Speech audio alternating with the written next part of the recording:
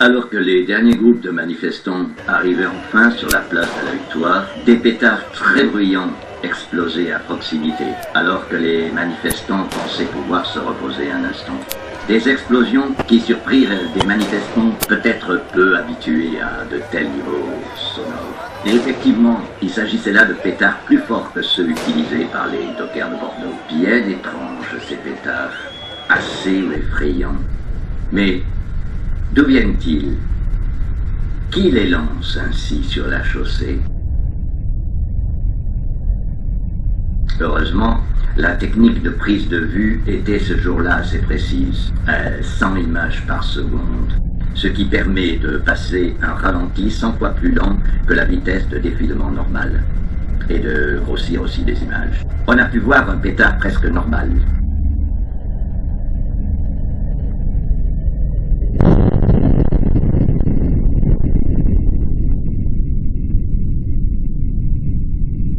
Mais le second pétard fut surpris en vidéo lors de son trajet. Et donc, on va pouvoir suivre son trajet et faire un peu plus connaissance. Voyez plutôt. Il s'agit là d'un modèle introuvable dans le commerce. Rien à voir avec les pétards vendus pour le 14 juillet. Ce pétard n'a pas été lancé à la main. Sinon, il se tournerait comme n'importe quel projectile lancé à la main. Il pivoterait dans tous les sens. On dirait un projectile lancé comme une fusée, gardant une trajectoire rectiligne. Bizarre tout de même.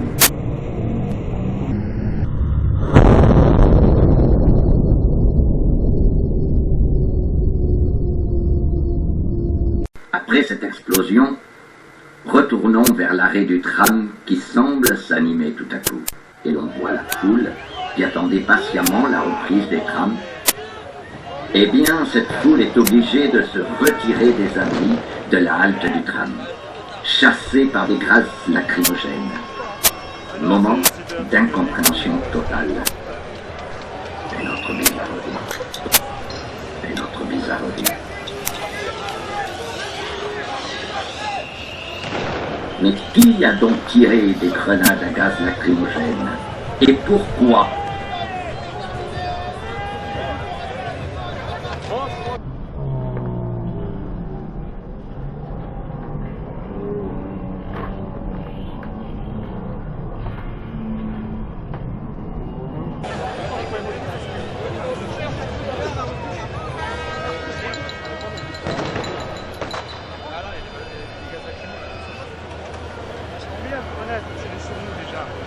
Combien d'argent en impôts?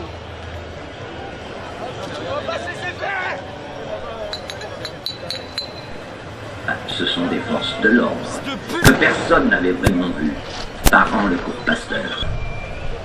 Les quelques jeunes vaguement de noir vêtus se trouvèrent fort surpris par cette attaque. Le mieux, c'est d'aller voir de plus près. Et oh surprise, des poubelles étaient là, dispo. Déjà en gros je l'ai bloqué là.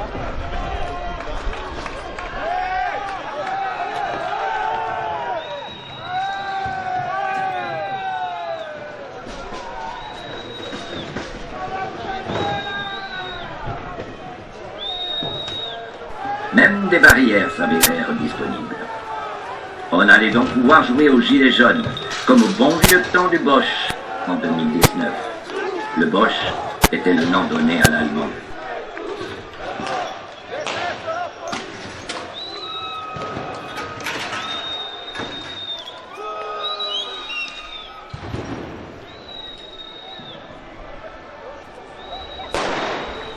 Mais les forces de l'ordre envoient de temps en temps quelques gaz lacrymogènes. Cela fait tousser.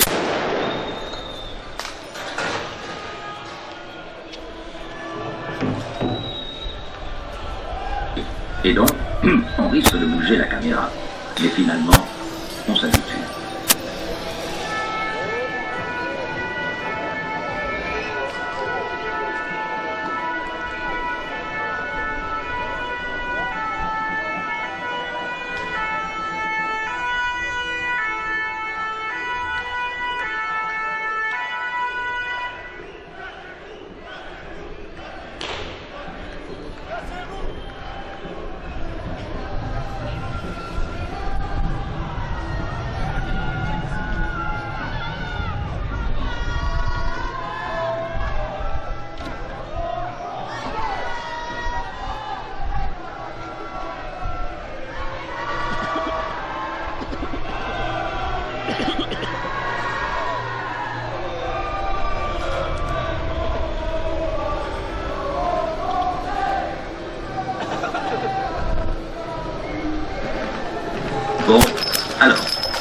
cascade est enfin finie, on va pouvoir mettre le feu.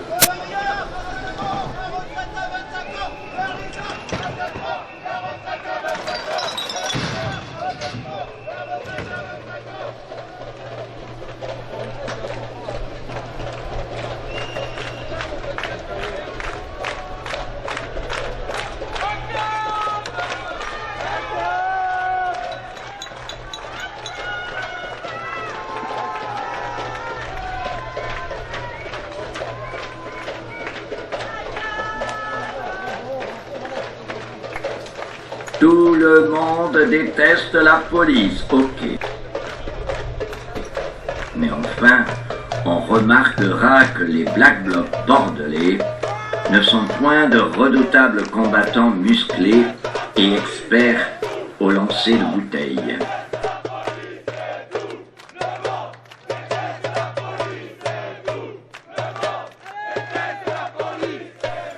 Alors, les forces de l'ordre vont tester une nouvelle arme de provocation. Attention, regardez bien.